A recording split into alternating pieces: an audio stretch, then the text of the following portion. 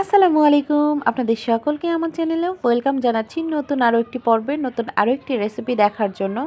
আজকে একটা সবজির রেসিপি আপনাদের সাথে শেয়ার করব। এটা হচ্ছে বিভিন্ন ধরনের সবজি দিয়ে একটা হাতে মেখে চচ্চড়ি রান্না করব। তো এখানে আমি বিভিন্ন ধরনের সবজি ছোট ছোট করে কেটে নিয়েছি। এখানে নিয়েছি কিছু শাক, শিম, ফুলকপি, কাঁচা টমেটো, আলু, মূলা, বেগুন, আর এগুলো নিয়েছি ফুলকপির ডাঁটা।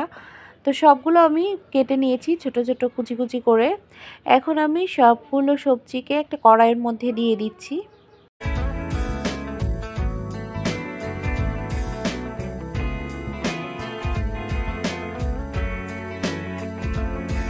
এখন এইখানে আমি হাফ কাপ পেঁয়াজ কুচি দিয়ে দিলাম,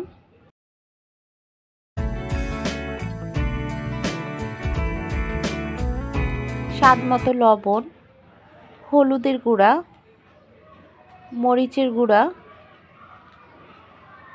জিরা গুঁড়া, আর দিয়ে দিচ্ছি এখানে ধনিয়া গুঁড়া।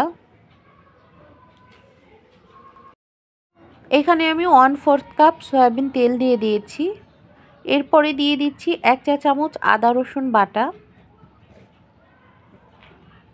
এখন আমি সবগুলো উপকরণ খুব ভালোভাবে হাত দিয়ে মেখে নিব।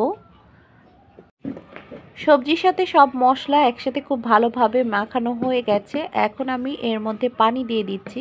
আমি এখানে 1 কাপ মতো পানি দিয়ে দিচ্ছি। পানি দিয়ে ঢাকনা দিয়ে ঢেকে এবার আমি চুলাটা জ্বালিয়ে দিব।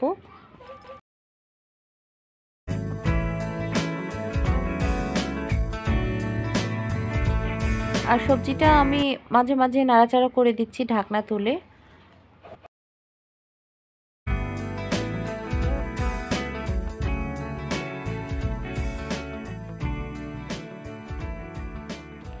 আমার সবজি চচ্চড়ি রান্না প্রায় হয়ে এসছে। এই পর্যায়ে আমি এখন এখানে দিয়ে দিচ্ছি কিছু ধনেপাতা কুচি।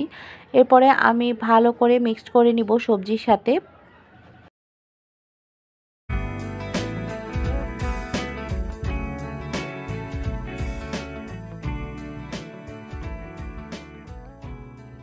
আর এই চচ্চড়িটা প্রায় হয়ে গেছে। এখন 2-3 মিনিট মতো চুলায় রাখবো। এরপরে আমি এটাকে নামিয়ে নিব, সার্ভ করে নিব। তো আমি সার্ভ করে নিয়েছি। তো আশা করি আপনাদের আমার রেসিপিটি ভালো লেগেছে। ভালো লাগলে লাইক কমেন্ট করতে ভুলবেন না। সবাই ভালো থাকবেন।